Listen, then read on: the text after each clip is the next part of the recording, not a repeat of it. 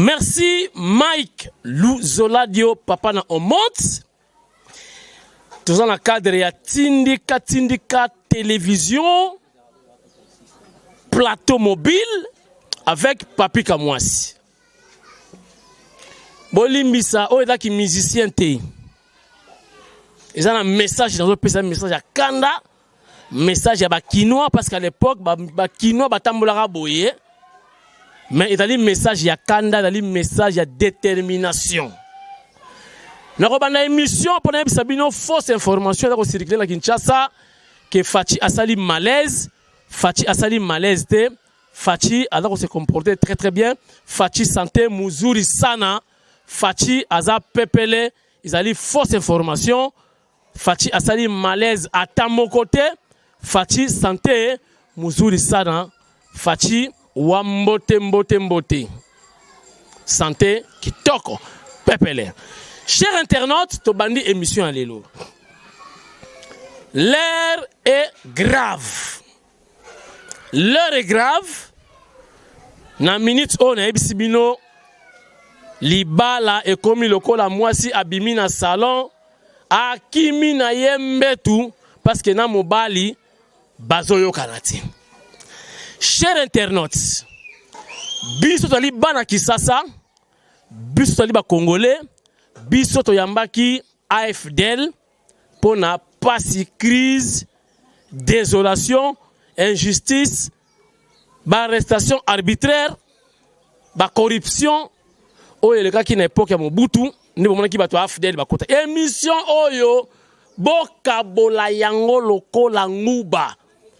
Bokabola yango lokola ba fumeur bakabola ka cigarette parce que d'autres tala siko mboka émission o dans la couleur té et c'est émission ba congolais so da congolais quel que soit parti politique na yo oza déjà na émission oyo et makambu oyo etali yo o eta siko makambu etali mboka etali UDPS té etali parti politique mokoté etali siko Congo. Je vous invite bo accéder na émission lelo oyo komi siko likambu ya mboka makamu ya ditunga makamu ya rata ya mboka parce que l'heure est grave. To sala ki mabene to yamaki bato AFDL balingi ko kendeti élection et salamaki avec Fachi Béton mwana ya mboka mwana Congo bakabela ki e pouvoir te Fachi asala ki campagne bomona ki na ba passe nyonso avion epola pombongo zala ki mingi te Fachi aleki na nzela ba élection yango la cour constitutionnelle et reconnaître le la chef de l'État, c'est clair. Coalition pe salami na kati ya makamboyo. Mais comment na kati ya coalition chef de l'État en tant que garant de la nation a nommé Moutou kuna bache bakal. Ako sala boye kuna baboyi. Ba ministre ba teti, ba gouverneur ba teti, ba langage mabe pour na mokonzi mboka. Ba membre na bango parti, ba chege na bango pour critiquer mokonzi mboka. On en a marre. Mokonzi mboka azali moko. Boyo kasikoyo ndenge binemi siko ya république bakoti na front. Bazo beta na 4 fronts. Bakoti na poison. Poison ekoti na ba climatiseur. Poison ekoti na mituka. Poison bapesi na basi. Poison batie na ba bureau. Na ba poignet. Pour ba exterminer proche nyonso ya chef de l'État. Ba poison bapesi na basi bolimbisa ngai na osala émission na lupangu batie ba poison na ba partie intime ya basi. C'est-à-dire esika ba melisa kabana batie ba poison yo tango zimo makango boko kuna moni o tuti nzoto konda koto ya munene sheri nanga keba yo ke kuna o nazonga bebe nasala soki ndengani batie ba poison awa na batolo. Tango yoko keno lobi ke vraiment nazaki na rwandaise, vraiment nazaki na shera muswahili, o baby poison awa na tolo. Bazo tia bango ba poison na batolo. Donc bitumba oyo déjà ebandi bo éviter déjà kozala na bana basi pembeni. Po comme tokoti sikoyo na kati ya libulu maki. Bozo maloba oyo na considération. Poison eza blague te basi ba bomi. Selon certaines sources, on va couper son nombre. Selon certaines sources, 24 personnes ont atteint la poison de la présidence. Solution ya poison de makala, zwa makala, nika makala. Sangi salamai, salango poussière. Solution mi balé masuba. Masuba ya tongo kapiripoche, donc Subaro. Chana vert na tongo mela et dali maman na traitement anti-poison et l'équipe a traitement tout. Masuba na yo moko. Comme la masuba voisin te. Masuba na yo moko. Donc, Nicolas Rotam dans la bidon ya eau vive, ya maïté donc eau vive ya Subaru, ya masuba. Donc, 1 litre de mi, on est le rôle à l'autoco. L'autoco te Subaru. Quand nous avons moins clair te, mais la vert. Donc, au Kanye la face, on a l'autoco, on a battu Subaru. Sous un traitement anti-poison. Toko bomba li sous le côté masuba na 5 ele. Kokene kuna tena simaro kuna kaka na kata chambre. O vive pembeni, suba kaka wana. Na toko no premier kir.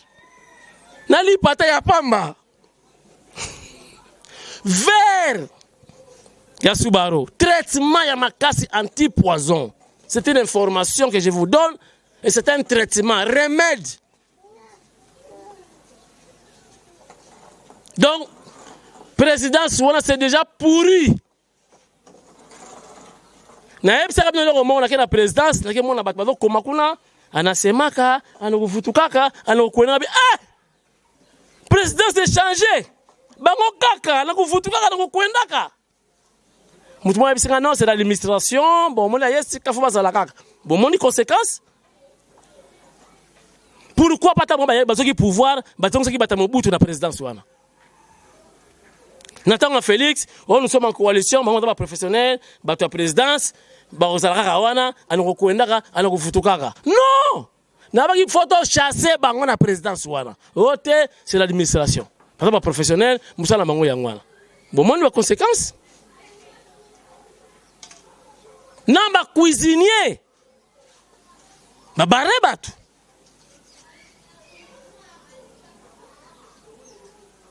est-ce que c'est le cas? On a assez dansé. Maintenant, c'est la fin. Ce qui fait à kokite a ebisabiso. From Moussou, c'est la guerre. On a se préparer en conséquence. Coup d'état militaire, c'est déjà en chantier, en préparation, en cours. On va utiliser des militaires rwandais parce que nous avons presque 2000 officiers rwandais. Donc ça dit qu'on a des lieutenants, tina ba généraux. Au bayaki, n'attend une rébellion, n'attend une agression au Rwanda salaki na RDC. Plus de 2000 officiers dans l'armée. Chers internautes, namarama guerre to yebisi bino déjà. O ezali tanga mobutu te boyeki malem bat basenga ki bino. Congolais moka sengi bino guerre azate. Le cas où Salango volontairement, une fois n'est pas coutume, peuple congolais a déjà prêt. Et puis, il s'est trompé, parce que l'IDPS à l'époque, il y a l'IDPS, il y a Mabanga Banzete. Maintenant, là, l'IDPS au pouvoir, au bêti ta. Boyoki tata. Ils ont dit, bêti ta, parce que Kimi Mazuma Banga Baboua qui Bakimi. Sugo Badwa Okimati. Ngonga yango yo to c'est trop tard. Si faut que Kabula Banzeta foufou na chango partout banoko bazala nango déjà pour se préparer pour battre là ditunga Congo eza ya biso tout ata bato alamuka soki Congo ba Rwanda ba récupérer ngo malgré ba divergence bon mona kaka non bon ndi mangoti c'est le moment ya kozala uni même na UDPS baye babani ko kabola ba Shabani Kotoyo ba Chilumbu Kotoyo ba Kazadi Kotoyo Kabuya Kotoyo Kabundi Kotoyo pour tout comme faible. C'est le moment de réconciliation. Les lèges sales se lavent en famille. Le moment est là. Le moment est venu. To libérer totalement mon abisso dans mon prédateur. Tant ils amabe. Guerre wana ils ont bon ni pas ko kabala bloc na camp militaire. Ba préparer moral na ba soldat. Yango message na ngana ba militaire. Boko sanate ba pesi bino semuli zwa. Ba pesi bino loso bozwa za mbongo na biso ya mboka mbongo na bino. Ba pesi bino mituka bozwa ba pesi bino bozwa yango mais bo yoka mot d'ordre na bango te bokozonga ba pauvre. Pendant tout ce temps ba kanisa ki bino ba soldat te na régime eleki. OK guerre okufi ba bengani mwasi na kana bana batelengani. Nazo senga révolte esprit ya ba soldat no so ba kufi o ba sibir injustice. Na régime eleki makila bino ganga po boteka ki makila pona ekolo mais ba futi bino na monnaie de singe basi na bino ba ko bandumba bana ba ko mba shege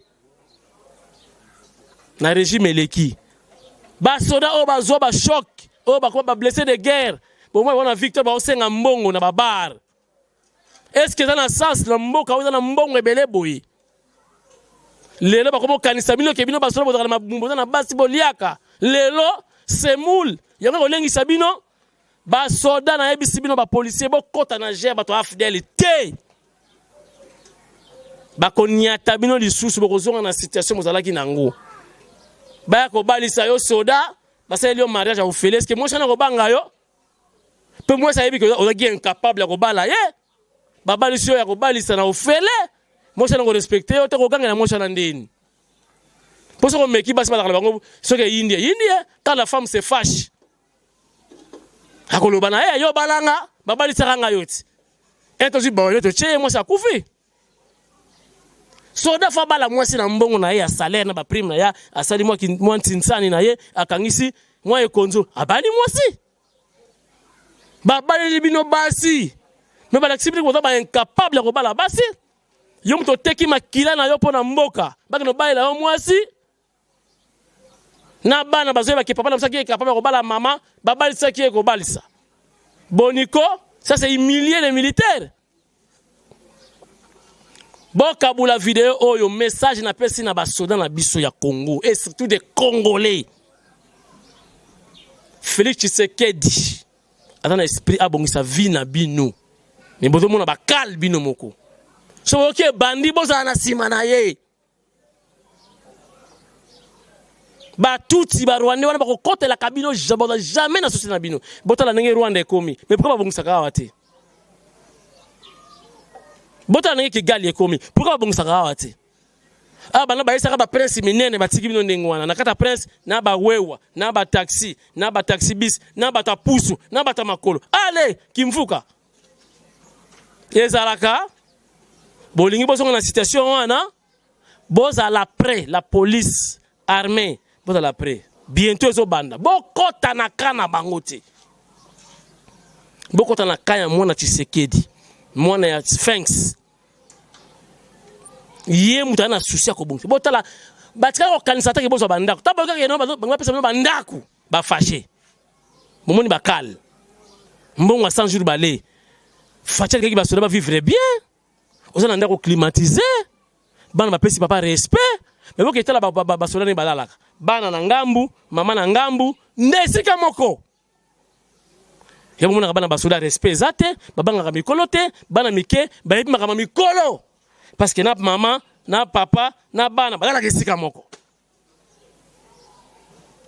c'est pas possible facha ko tala basa bana ba soda na camp alinga lela alobi to bongisa bango bandaku bavanda ka famille par famille mais suki wapi ba maison préfabriquée pour na basoda bomoni ba lingi te bozwa bénéfice wana balingi botika ka ndengona kende na kan kokolo vous allez pleurer c'est un terrain marécageux allez voir ne batie ba bâche comment les soldats vivent en famille kende awa na ndolo bokota na sima wana kamo ezalaka wana bama ezoleka non vous allez pleurer. Est-ce que nos militaires méritent ça?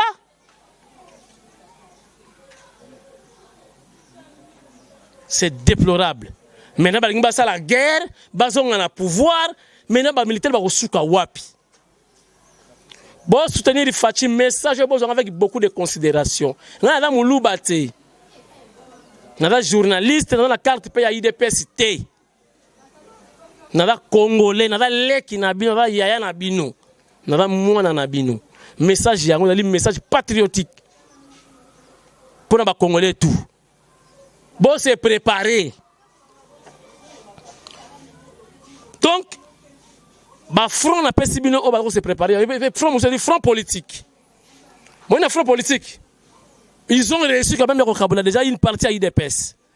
Tala batu muso IDPS ba sala kate ba dans la partie te ba dans la pouvoir te ba dans la misala te. Mais ba otamala ba jeep à danger ba zimbongo wana wapi. Ba bendi quelque tête ba kaboli bango. Ba ziba talamuka ba récupérer bango. Intérêt bango ba zonga na pouvoir. Kaka pona mbongo. Batu muso ba fongoli porte batu pe ya IDPS. Ina ya pamba. Bozuna no musalate et vous parlez vous bozula que bolumbu na bina batu nyonso to sala kate biso ba combattant bana to bana bundi kala tracer à la pouvoir bazo yo kabinoti est-ce que na peut perdre bango so bazo misala ba mo va sakani basala kate bomona ba si ba kimi mutu na ba fingie ba toujours fidèle mais on est fidèle dans IDPS tete bazo sala nonte.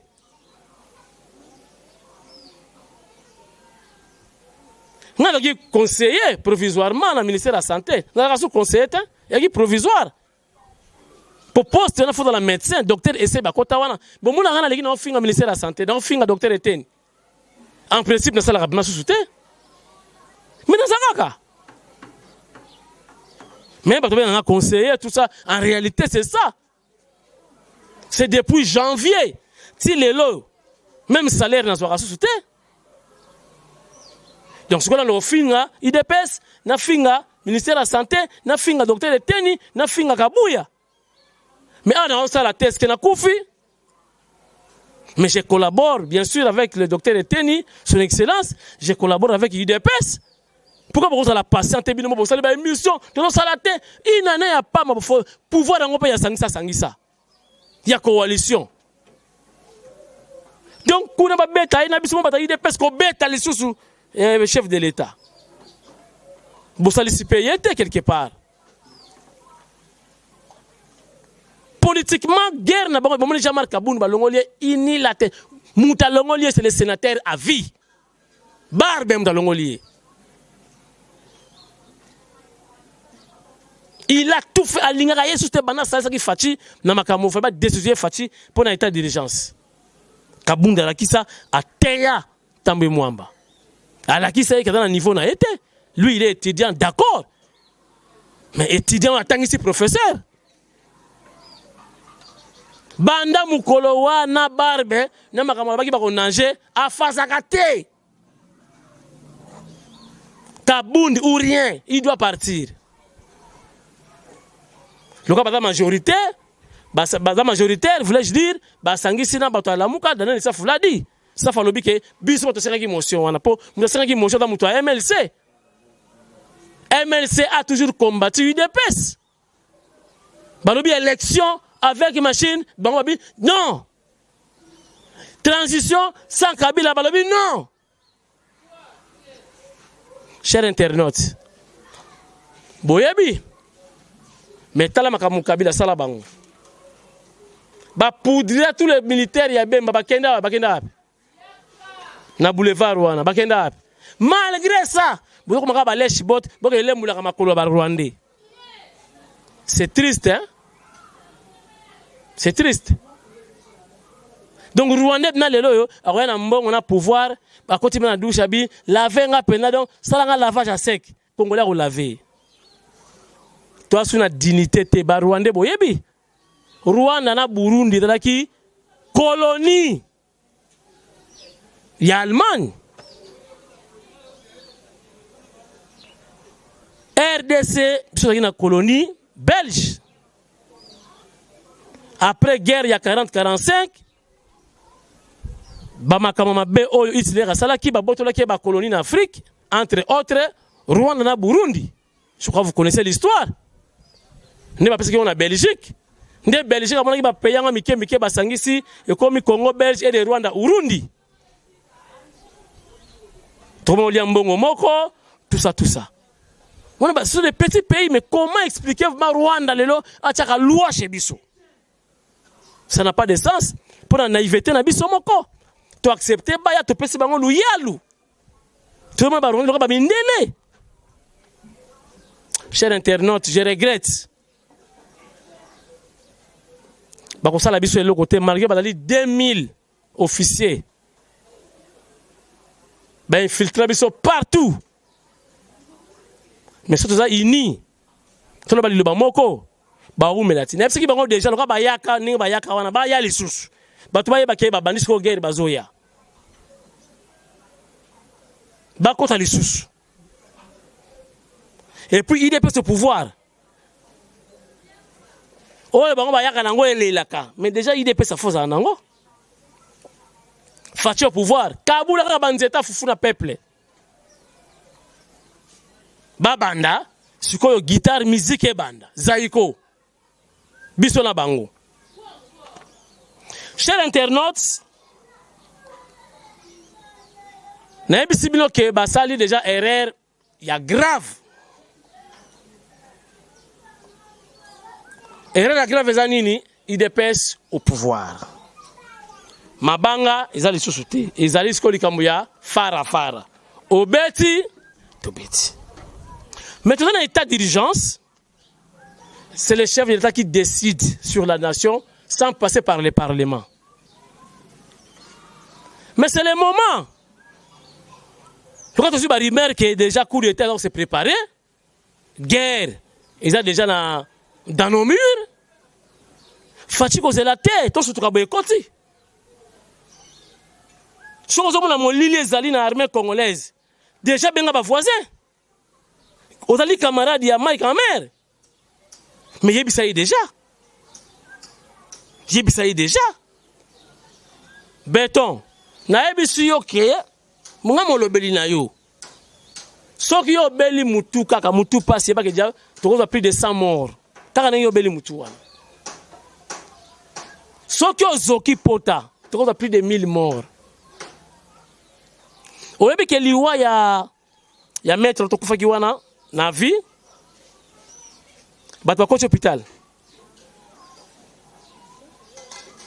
sikoba ba non Fachi aza atteint Fachi aza touché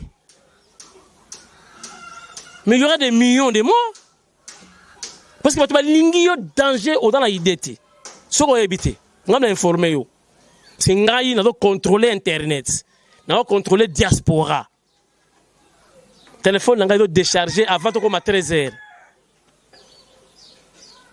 Parce que nous recevoir appel il y a monde entier. Tina Koweït, tina Irak, ba Congolais baza kuna bazo benganga. Tina Kiba. Balingi yo trop Fachi. Mais moindre erreur. Oko bomisa batu Fachi oko bomisa batu. Et vous savez l'histoire. Nous sommes en politique. Faut qu'on voit ça. Poser la tête comme dans la porte en dako. L'heure est grave. Terrain, ça y a côté ngama. Mutuka, bapinete etoboki. To gagner temps.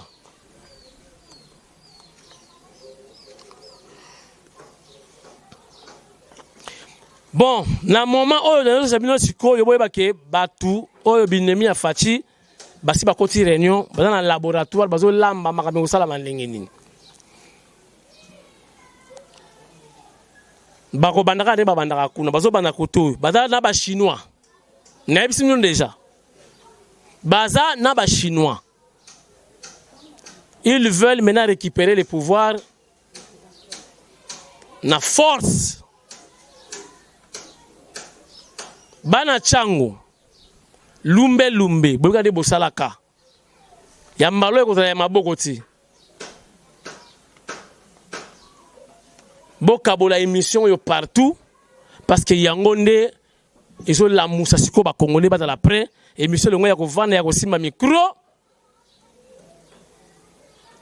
biso ba kinois biso ba congolais tous à l'ensemble terrain za mabe ba frontière kuna déjà ils ont miné les Zambiens, les Ougandais, les Rwandais, les Chinois. Les Chinois vont perdre déjà marché. 5 chantiers, révolution de Mfouati, tout ça, ils vont perdre. Maintenant, ils sont en Konzo, ils sont pembeni, ils ont le pouvoir. Maintenant, ils sont déjà calculés. Ils sont calculés ma baie. Parce que vous allez marcher sur les cadavres des Congolais puis vous ngoti.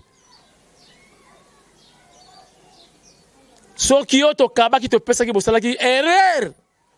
Banyafanya erreur moya ya grave. Banyafanya ko nafanya erreur. Ya grave.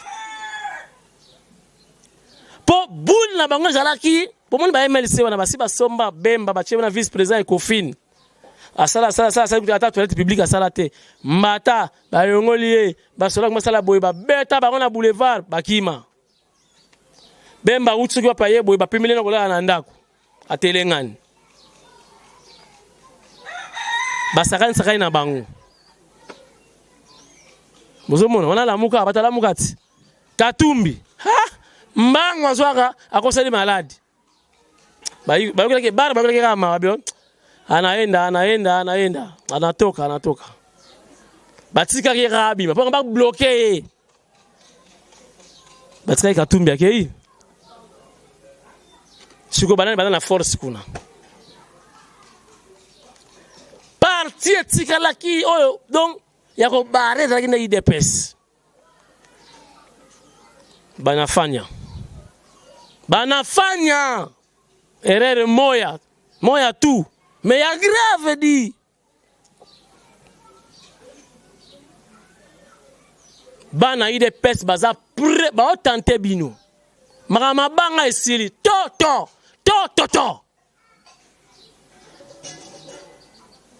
blague ti mabanga vide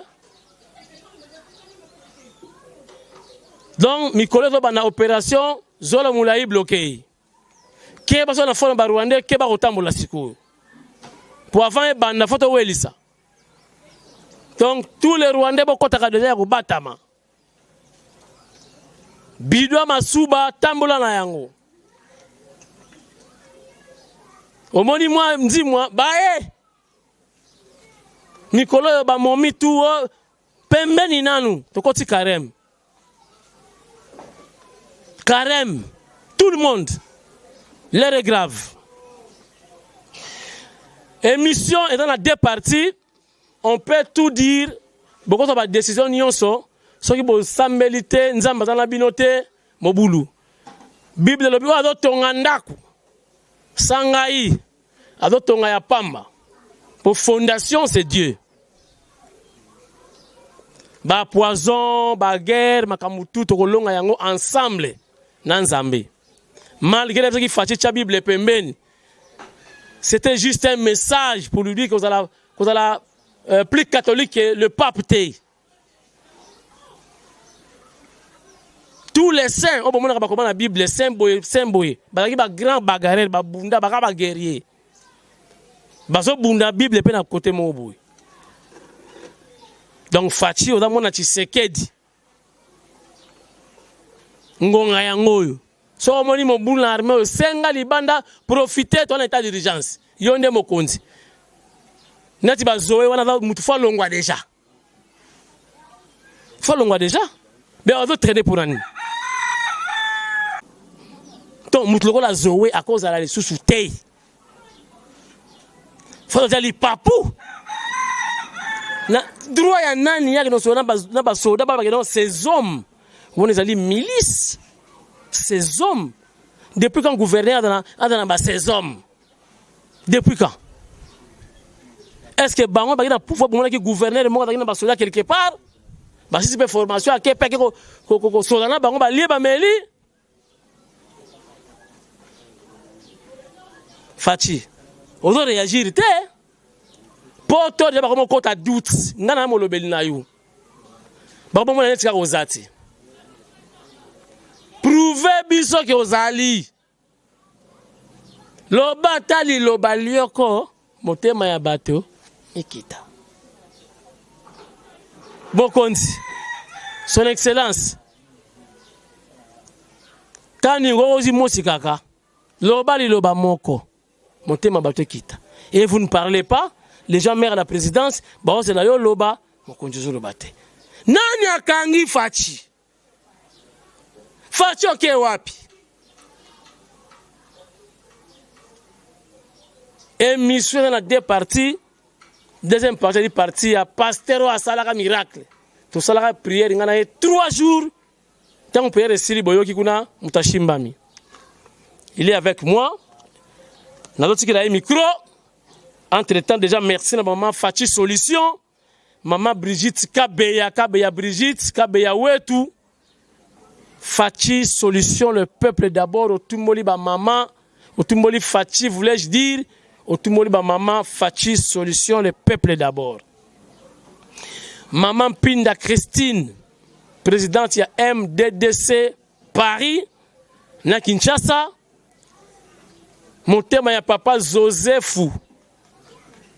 Joseph Wanate Mempinda Jeninda ya futur député na États-Unis d'Amérique na ya Kayembe ye aratakate mudingai Jacob vitesse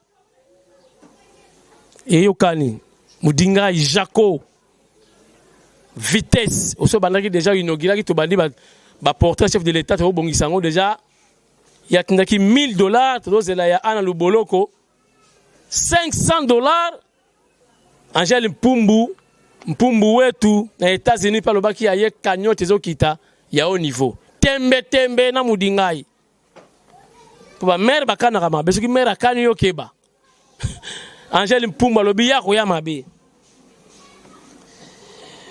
Voilà Jacob Moudingai Dengi Mayar Montana mieux vaut tard que jamais bon anniversaire et outi na tindika télévision na ko clôturer émission après na tiki place na mosali dans Nzambe azana ba sujet ko sambela to la ko chasser esprit de mort na présidence de la République et dans la poison de l'envoûtement.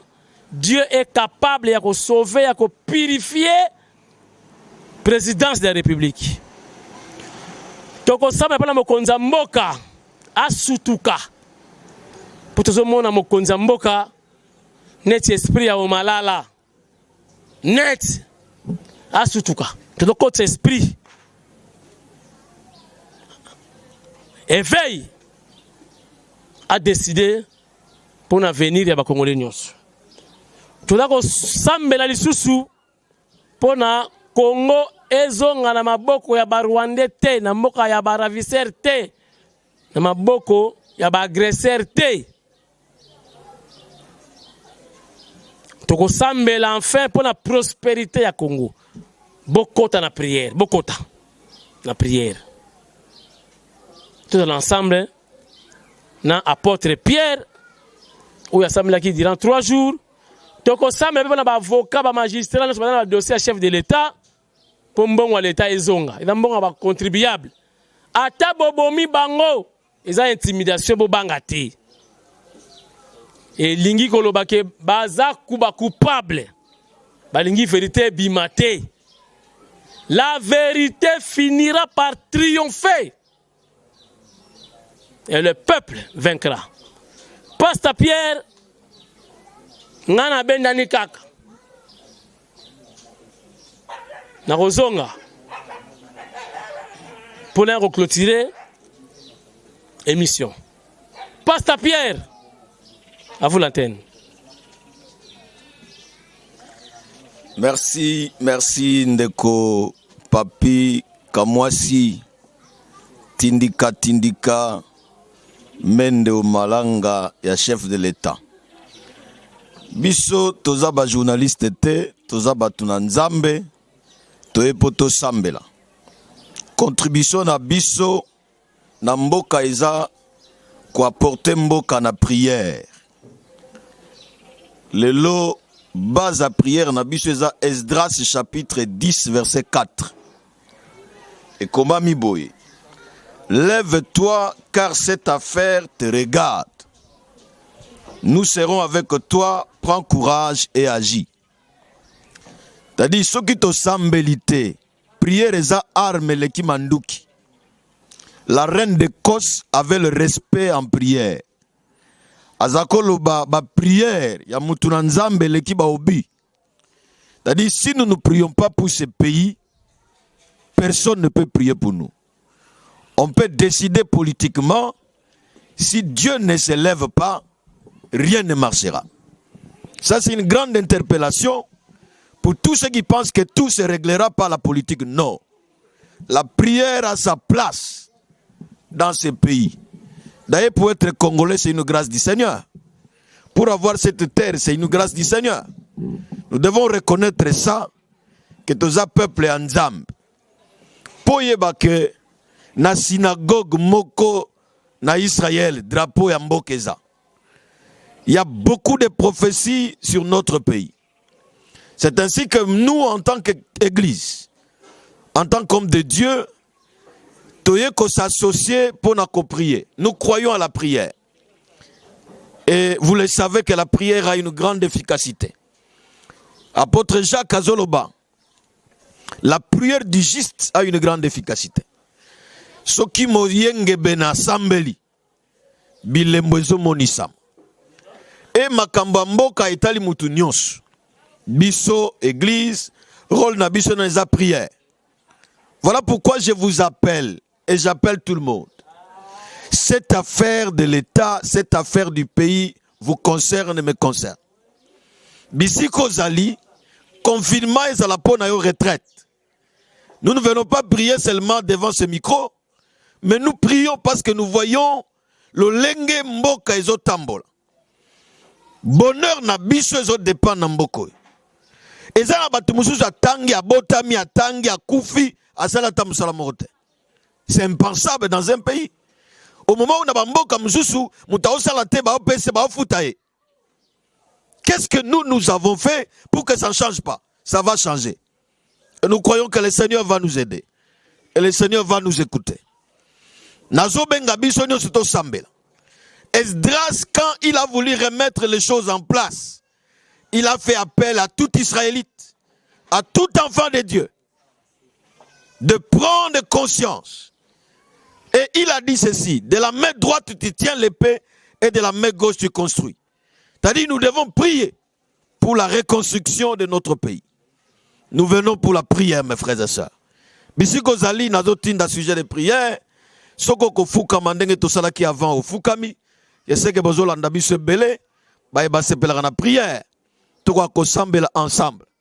Notre Dieu va nous écouter, notre Dieu va faire. C'est impensable dans un pays, même na mboka, même na famille, dans une famille. Soki mawa e baniko landa landa. Bato pemel baniko loba non non, famille wana kindokezali. Famille wana kindokeza. Quand il y a des choses qui se passent comme ça doit nous interpeller à prier. Boba sambela katika to sambela. Soki zo simba te na famille, balukaka nzambe. Boba kena baba mbikuri bakendaka. Mais nous savons que nzamba za au-dessus ya batu nyonso wana. Tika to sambela. Nzambe tata tolobi merci. Occasion pesa meli biso to sambela lisusu en ligne na bana yo. Bandima ka prière. Bazondima ke mboko ekobonga. Bazondima ke mboko yo pesi biso ezali pamboli na biso. Memba oba kenda bana posa bazonga. Bakozonga ndenge ni soki mboke bongite. Toi na posa nzambe. yo telema na mboko. Mboko pesi biso ezali pamboli. Ezana nkita ebele. Mais pourquoi ba Congolais bazo mourir na pauvreté? To sala ngambu nini, to mema ngambu nini pour que nous puissions continuer à souffrir. Et qu'un poignet seulement, une poignée de gens puissent jouir de toute la richesse de ce pays. Koloto bondeli. O tele mandengo tele makatango nyos. To bondeli nzambo tele malisus na mboka oyo. Kotika biso te. Telema pesa la biso ngolu. Ndengo telemaki na Israël. Oyokaki kri na bango. Pour baza peuple de Dieu. Peuple de Dieu, Israël. Histoire ya Israël zaka nzambe. Yangwana nzambe. Zala moboko ya mboka oyo. Zala moboko ya mboka na biso pe kamba biso. Sunga biso Seigneur. Tozo likete nzambe. Soki yo telemi makambe ko simba. Soki yo kambi makambe ko simba. Soki yo telemi nzambe. Sika tozo kokate. Oko pesa makasi. Na baebazo kamba biso bakonzi ya mboka. Basala malamu. Yo za capable Seigneur. To mona na histoire ya batu. To mona yo nzambe.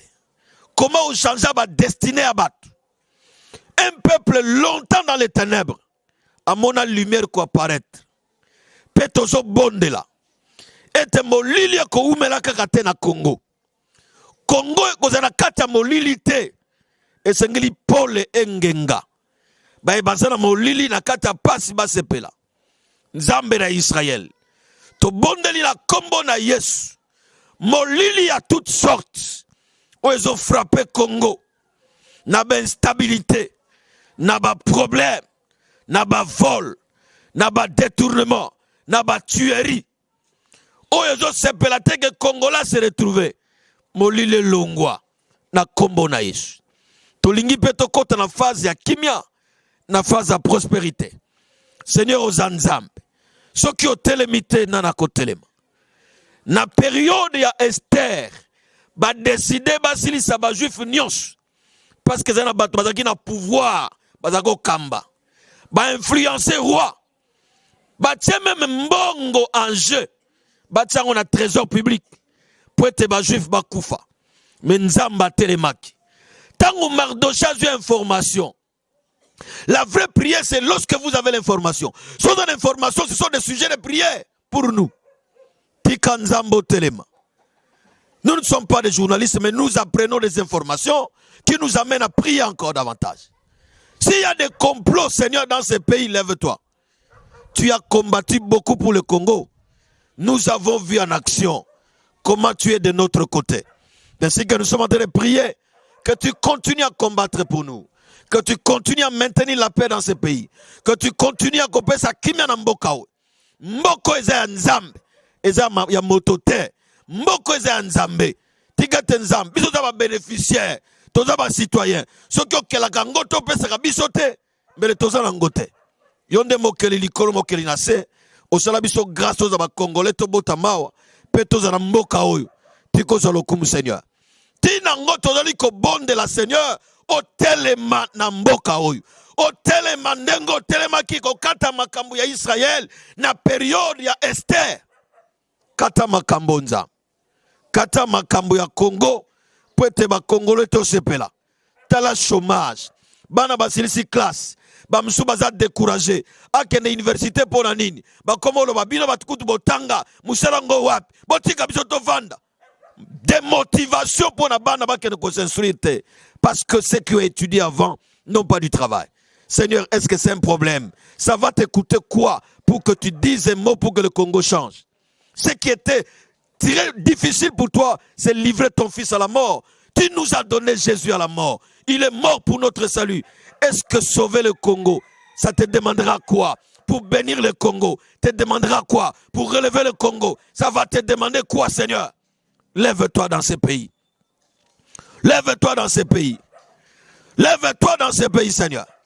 Quand nous voyons les dignitaires de ces pays en train de mourir, oh, ce sont des cerveaux, ce sont des bibliothèques. Des hommes intègres sont en train de partir.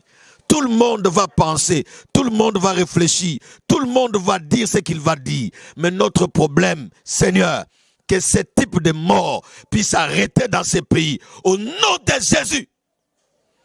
Ezala koufa na maladie toté. Mais parce que c'est une mort qui fait trembler. Zambe. Tozo bondela. Pona assiette judiciaire nyos. Ba ebanso ba simbi dossier. Ba dossier mine na mboka. Kobanda. Cour constitutionnelle. Tinase. Zambe bate la bango. Yondo za protecteur ya solo. Oza capable de protéger bango na ba santé na bango. Tozo prier pour un état de droit. C'est la justice qui élève une nation. Lorsque la justice n'est pas applicable dans une nation, rien ne marchera. Yozanzamba justice. Tu n'aimes pas la corruption. Ozala kanzamba intégrité. Ozala kanzamba droit. Tu donnes à chacun ce qu'il mérite. Voilà pourquoi on peut sa loi au lobby. C'est que l'homme aura semé, il les moissonnera.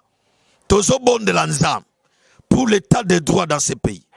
Nous voulons que la corruption qui est la pourriture puisse être effacée dans ces pays. Et que chacun puisse avoir ce qu'il mérite. Nous ne voulons pas des enrichissements illicites. Nous voulons que chacun vive de ce qui lui revient.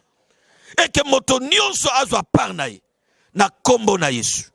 Installe ton royaume de justice dans ces pays. Installe ton royaume de justice dans ces pays, Seigneur. Toliko bon de l'ensemble. Et tes justice et régner dans Mbokao. Celui qui a commis des délits puisse recevoir ce qui lui revient. Dans le nom de Jésus. Nous sommes en train de croire, Seigneur. Tu es le Dieu juste. Nzambe na Israël. Nayebi Héroda sakana na yo. Apola na kiti. Nzambe basakana na yo te. Yoza miya mutute. Yoza nzambe. Yoka lo sambo na biso basali na yo. Yoka lo sambo ba congolais. Ba kima mboka kokende ko luka na mboka wana baza kimia te. Il y a des gens qui n'ont pas de documents dans d'autres pays. Tellement nzam. Tellement Seigneur. Combien de Congolais sont morts à la traversée de la mer? Combien sont morts dans les déserts? Il y a des familles qui pensent que leurs enfants sont en train de chercher, ils sont vivants. Or, ils sont déjà morts. Tu es capable de te lever dans ces pays. Tu es capable de te lever, Seigneur, afin de nous accorder vie, de nous accorder paix et prospérité. La Bible déclare, nous devons prier pour l'autorité. Nous allons prier pour les autorités qui nous dirigent. Notre objectif, notre rôle, c'est de les soutenir, non pas les insulter. Nous prions pour toutes les institutions, la présidence de la République. Nous prions, Seigneur, que tu protèges la présidence. Que tu protèges la présidence. Nous sommes inquiets des types de morts qu'il y a là-bas. Or, ce sont des cerveaux, les gens qu'on a associés, qu'on a mis ensemble pour réfléchir dans les pays. Mais comme ils commencent à mourir l'un après l'autre, ça inquiète. Nous prions, Seigneur Jésus, et que tu te lèves, que tu protèges tous ceux qui sont là-bas. Tous ceux qui travaillent au sommet de l'État, en commençant par les chefs de l'État. La Bible déclare prier pour le roi et ses fils. Nous sommes en train de prier pour le chef de l'État et pour tous ceux qui sont ses fils, sa famille restreinte et sa grande famille. Comme il est le Congolais, le père de toute la nation, nous prions que tu préserves tous les Congolais des types de morts sataniques qui est mis en place. Nous détruisons les mécanismes de la mort qui est mis en place pour affaiblir les pouvoirs. Nous sommes en train de prier, Seigneur, que ces mécanismes soient détruits, démolis au nom de Jésus. Nous demandons, Seigneur éternel, et que tu les préserves. Nous prions pour la deuxième institution, qui est l'Assemblée, le Congrès, les deux chambres. Nous prions, c'est là où on vote les lois. Ce sont ces lois-là qui doivent régir la nation. Mais lorsque le diable est en train de s'asseoir pour commencer à compliquer les choses, lève-toi, Seigneur. Nous voulons qu'il y ait de l'équité dans ces deux chambres. Nous voulons que toi, tu te lèves dans ces deux chambres. Nous prions, Seigneur, pour la Cour constitutionnelle, que le sommet, nous demandons, Père éternel, que tu protèges, qu'il y ait des hommes intègres, des personnes intègres dans ces pays, qui doivent dire la loi de manière juste, de manière intègre et équitable, dans le nom de Jésus, qui seront incorruptibles, qui ne seront pas influencés par quoi que ce soit. Nous prions, Seigneur, que tu viennes au gouvernement. Nous voulons qu'il y ait des gouvernants capables de travailler pour le bien-être social du peuple, non pas pour leur propre poche. Oh Dieu de grâce, Lève-toi, Seigneur. Il s'appelle serviteur du peuple. Oui, qu'il travaille efficacement pour ce peuple. Basala pour na bien-être à la population. Na kombo na Yesu. Tous autres traverser période de crise. Période de crise avec toutes ces pandémies. Fonctionnement y assiette gouvernemental et efficacité. Sunga Nzambe, Congo et Zonga. Ponani tous la kabato suka. Ceux qui va calculer Congo. Les premiers en corruption. Congo, pauvreté mati. Nzambe changer mbokawe. Pendant posé makambo échangé. Makambo échangé. Makambo échangé, Seigneur. Ba pesa biso ba mécanisme, ba mécanisme de réussite. Il y a prospérité dans mbokawe. Comme le chef de l'État, le gouvernement ne met que les structures et les infrastructures pour permettre au peuple de réussir. Nzambe, bâtir la biso infrastructure, peut ba structure malam, ou ko faciliter et te Congolais n'y ont sa réussi. Nzambe nangai, to bonde li pona batu nyonso bazo diriger na ba structure nyonso. Tika o telema na kombo na Yesu. Nous refusons la guerre dans ces pays. Nous refusons la guerre. Le Congo prospérera et le Congo ira de l'avant. Au nom de Jésus. Père, merci parce que tu nous écoutes. Merci pour tes enfants qui prient avec nous. Ils ont leurs problèmes. Tu es capable de les guérir et de résoudre leurs problèmes. Ils sont en train de prier, Seigneur, et que tu les soutiennes. Père, merci. De la même manière, nous croyons que tu écoutes nos prières. Tu as dit dans ta parole, dans 1 Jean chapitre 5, versets 14 à 15, nous avons cette assurance auprès de lui. Si nous lui demandons quelque chose, il nous écoute. Et c'est quelque chose que nous lui demandons, nous savons que nous le possédons déjà. Nous possédons la paix, la tranquillité, la prospérité du Congo. Bien-aimés dans le Seigneur, Nzamba Pambola Bino. Mosali Nabino, apôtre Pierre Turban, tout dit. Adresse Nabiso Yangoyo. Téléphone Nabiso Sogolinko Bengabiso. Lolenge Basus. Téléphone Nabiso Yangoyo. 00 243 81 23 6007 Nasuka. Tobandeli 00243 81 23 6007. Tika Nzambe apambola Congo, Nzambe apambola Tindika, Nzambe apambola ndeko Papi Kamwasi na kombo na Yesu tokuta inambala ezalikoya. Merci beaucoup. Merci beaucoup, chers internautes. Nous sommes pratiquement à la fin. Il y a émission mobile, il y a plateau mobile, il y a Tindika, il y a Rifin qui sombe, il y a Papi Kelly, il y a Mike Luzoladio, il y a une caméra, il y a un mixage audio, vidéo, il y a une régie finale. Voilà. Na ko rappele bino, na ebisaka bino boye que batu moko bazako keneko luka bazuzi oyo bazali na dossier oyo boyebi bayaki na mbongo pona ko corrompre bazuzi. Il semblerait bangonde bayaki na masolo na maboko lelo zuzi akei baye li solo neska ko coopérer to solo la lembisa boma moto mutu na msasa la protéger patati patata tala eloko yango ya ebisi bango te awa corruption date menama solo wana bayaki mobimba na mbongo na putulu na mbala moko ozwa te okay. Yango mikolo boke bana ba appel nga soko bengi nga kuto yaka boye place bena do zela yo li solo moko boye investisseur moko boye kende ko pesa mbongo na kwilungongo di soke mission umeli parce que tant ezamabe photo loba o moni ndoki belela soko belelite o moni tebu kata kantamako sika koni yakona c'est que tout le monde et monsieur Sili tous à la prudent tous à la prêt to yebi sibino pe bino tous à prêt boya barene bokoti to yebi déjà na barene bokoti deux personnes bazakuna ba pesa fati ba information boluka bango na barene bokoti na bimisi ba secret siko na réunion boza nango wana bozo kota ya butu de Pata Fachi. bapesa ba information bosala musala mpunda nyonso bozoloba mokonzi asa ayebi botalaka na ekirili bozala nani akozala infiltré baza mibale bazopesa faci nyonso bozoloba ata boreduire bato baza kaka. Merci Nicolo tokobeta chaque jour. Merci beaucoup. Nalimwe.